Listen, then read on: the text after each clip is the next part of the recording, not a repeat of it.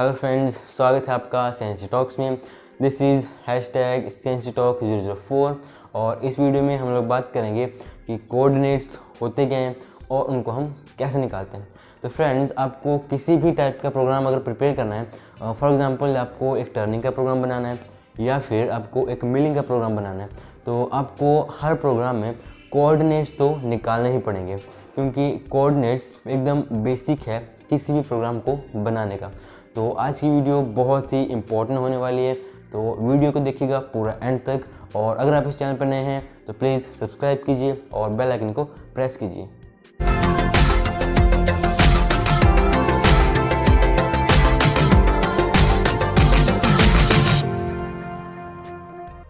So let's suppose कि आपको एक पार्सल डिलीवर करना है, तो उसके लिए सबसे इम्पोर्टेंट चीज़ आपको क्या चाहिए होगी, वो एग्जैक्ट एड्रेस जहाँ पे आपको वो डिलीवर करना है। तो अगर आपके पास एड्रेस ही नहीं होगा तो आप उसको डिलीवर कैसे कर पाएंगे। तो सिमिलरली जो हमारे कोऑर्डिनेट्स होते हैं वो हमारा बेसिकली एड्रेस होता है किसी भी पॉइंट का। तो हमें किसी भी पॉइंट को अगर शो करना है तो उसके लिए हमें उसके कोऑर्डिनेट्स चाहिए होते हैं। तो लेट्स सपोज हमारी एक्सिस कुछ इस तरीके से होती है, इस साइड को एक्स एक्सिस और इस साइड को वाई एक्सिस। लेट्स सपोज कि हमारे पास कोई पॉइंट ए है और हमें बोला जाए कि आप इस पॉइंट को बताइए कि ये इन एक्सिस पे कहाँ पे शो हो रहा है। तो जब तक हमारे पास इस पॉइंट का एड्रेस नहीं होगा तो हम उसको शो कहाँ पे करेंगे। तो ये पॉइंट तो कहीं भी हो सकता है, यहाँ हो सकता है, यहाँ हो सकता है, कहीं भी हो सकता है। अब हमें बोला गया कि आप ए पॉइंट को डिफाइन कीजिए या फिर आप यहाँ पे पॉइंट ए को शो कीजिए जिसके कोऑर्डिनेट्स हैं 2,3। तो अब हमारे पास इसका एड्रेस आ चुका है। तो ये जो 2,3 है ये हैं इस पॉइंट के कोऑर्डिनेट्स। तो अब इसकी हेल्प से हम इस पॉइंट को इजीली इस ग्राफ पे शो कर सकते हैं। तो सपोज हमने x को डिवाइड कर दिया इक्वली पार्ट्स में 1, 2, 3 और 4। सिमिलरली हमने y एक्सिस को भी इक्वली डिवाइड कर लिया 1, 2, 3 और 4। तो जो बेसिकली हमारा कोऑर्डिनेट्स होते हैं वो in the form of x, y होते हैं। तो जो फर्स्ट डिजिट हमारी होगी वो शो करेगी पोजीशन x की, और जो हमारी सेकंड डिजिट होगी वो पोजीशन शो करेगी y की। तो सपोज हमें इस पॉइंट को भी शो करना है इस ग्राफ पे। तो फर्स्ट x की पोजीशन है 2, तो हम x में जाएंगे 2 डिजिट, तो 1 और 2 यहाँ पे आई x की वैल्यू, और y की वैल्यू हमारे पास है 3। तो सिमिलरली हम लोग y में जाएंगे 3, तो x में गए 2 और y में गए 1, 2, 3।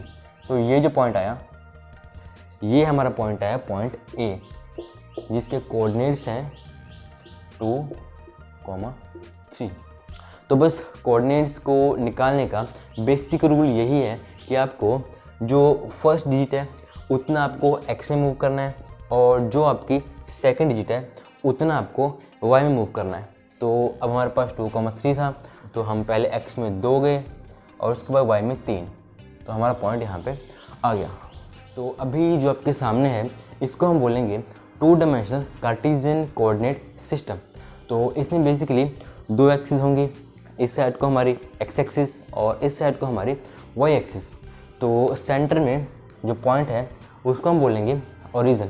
तो सेंटर पॉइंट की वैल्यू हमेशा ही 0,0 होगी। तो राइट साइड को हमारी जो x एक्सिस है वो हमेशा पॉजिटिव होती है, और जो लेफ़्ट साइड को हमारा x एक्सिस है वो हमेशा नेगेटिव होती है। तो सिमिलरली जो ऊपर की साइड को हमारी y एक्सिस है वो हमेशा पॉजिटिव होगी, और जो नीचे की साइड को हमारी y एक्सिस है वो हमेशा नेगेटिव होगी। तो इसके हमें बहुत ज़्यादा ज़रूरत आगे पड़ने वाली है। तो इसको कुछ इस तरीके से हम लोग याद रखते हैं कि एक प्लस का साइन है, ये हमारा एक कोऑर्डिनेट सिस्टम हो गया, सेंटर में 0 और जो एल शेप है वो पॉजिटिव, बाकी जो बच गया वो नेगेटिव। तो इसको अभी याद कर लीजिए क्योंकि आगे हमें बहुत ज़्यादा ज़रूरत पड़ने वाली है इस चीज़ की। तो चलिए अब कुछ पॉइंट्स लेते हैं और उनको यहाँ पे शो करते हैं। तो लेट्स सपोज पॉइंट A है 2,4, पॉइंट B है -2,4, पॉइंट सी है -3, -2 और जो पॉइंट डी है वो है 3, -1। तो ये हमारे पास 4 पॉइंट्स हैं और इनको हम यहाँ पे शो करना है। तो फर्स्ट पॉइंट हमारा है A2, 4। तो जैसे कि मैंने आपको बताया कि जो हमारे कोऑर्डिनेट्स होते हैं in the form of x and y होते हैं। इसका मतलब कि जो वैल्यू फर्स्ट पोजीशन पे है वो शो करेगी कि वो x में कितना है और जो वैल्यू सेकंड नंबर पे है वो शो करेगी कि वो y में कितना है। तो यहाँ पे फर्स्ट पे 2 है तो हम 2 डिजिट मूव करेंगे पॉजिटिव साइड x एक्सिस में। अब यहाँ पे कोई भी नेगेटिव साइन नहीं है तो हम जाएंगे positive side of x axis. तो यहाँ से 1, 2 यहाँ तक हमारी x की वैल्यू होगी। उसके बाद जो y की वैल्यू यहाँ पे है वो है 4, तो और वो भी पॉजिटिव है। तो हमें पता है कि y पॉजिटिव इस डायरेक्शन में होता है। तो यहाँ से हम 4 डिजिट जाएंगे y की साइड को, पॉजिटिव साइड को। तो 1, 2, 3, 4। तो यहाँ पे हमारा पॉइंट आ गया A, इसके कोऑर्डिनेट्स हुए 2, 4। तो ऐसे हम लोग बाकी जो पॉइंट्स हैं उनको भी शो करेंगे। तो सेकंड पॉइंट हमारा है B, -2 और 4। तो अब x की वैल्यू है -2, तो अब x माइनस इस साइड को होगा तो x जाएंगे हम 1 और 2, तो -2 हमारा यहाँ पे है। और जो सेकंड डिजिट है वहाँ पे है 4 पॉजिटिव, तो अब y पॉजिटिव इस डायरेक्शन में है तो अब यहाँ से जाएंगे 4 डिजिट 1, 2, 3 और 4 यहाँ पे। तो कुछ यहाँ पे हमारा जो सेकंड पॉइंट है B वो आया जिसके कोऑर्डिनेट्स हैं -2, 4। तो इसी तरीके से जो हमारा पॉइंट C है वो है -3 और -2। तो x की वैल्यू -3 है और y की वैल्यू -2 है।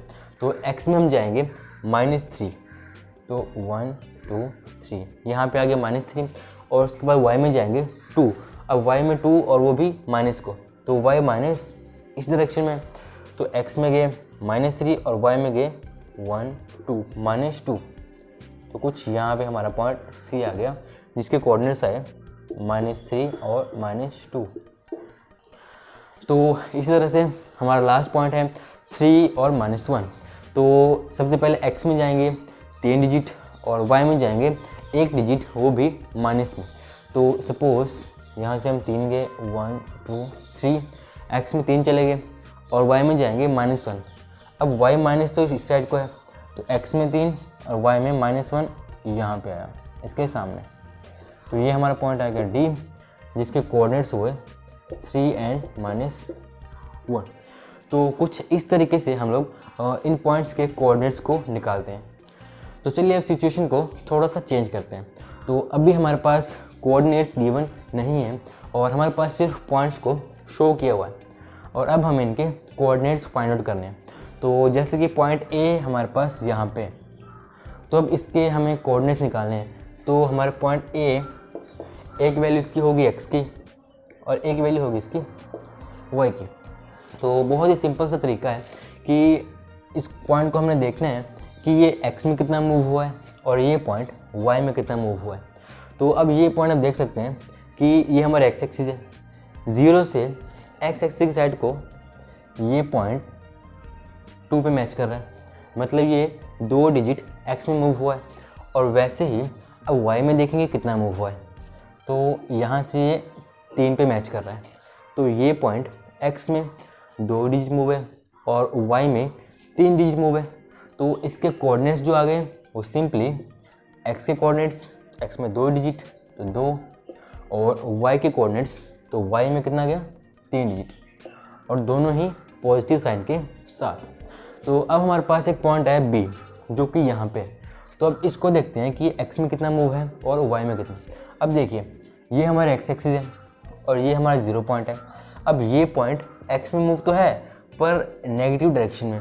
तो अब इस पॉइंट को देखें तो 0 से ये x में -2 में मूव हुआ है और y एक्सिस में कितना गया, इसको यहाँ से मैच कर लो, तो y में गया 2 डिजिट।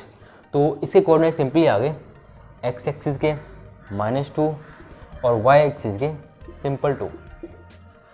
तो सिमिलरली पॉइंट C हमारे पास यहाँ पे है। तो अब ये पॉइंट, अब यहाँ पे 0 है, ये हमारे एक्स एक्सिस है, तो ये पॉइंट एक्स एक्सिस में यहाँ पे मैच कर रहा है। एक्स में ये -4 पे मूव हुआ है, तो इसके एक्स के कोऑर्डिनेट्स आ गए -4। और ये पॉइंट अब वाई डायरेक्शन में नेगेटिव साइड को मूव हो रहा है। और कहाँ पे मूव हो रहा है? यहाँ पे। तो y में गया है -4, तो इसके y के कोऑर्डिनेट्स भी आ गए -4। तो देखा आपने, ये पॉइंट x में भी माइनस में गया और y में भी माइनस में भी गया। तो इसमें साइन का ध्यान रखना बहुत ज़रूरी है कि वो कौन सी डायरेक्शन में मूव हो रहा है। तो सिमिलरली अब पॉइंट हमारे पास D आ गया और ये x एक्सिस में 2 डिजिट मूव हो रहा है और y एक्सिस में भी 2 ही डिजिट मूव हो रहा है। तो इसके x के कोऑर्डिनेट्स आ गए 2, लेकिन ये y में मूव हो रहा है नेगेटिव साइड को, तो y के कोऑर्डिनेट्स आए इसके -2। तो फ्रेंड्स, कुछ इस तरीके से हम लोग बेसिक कोऑर्डिनेट्स को निकालते हैं।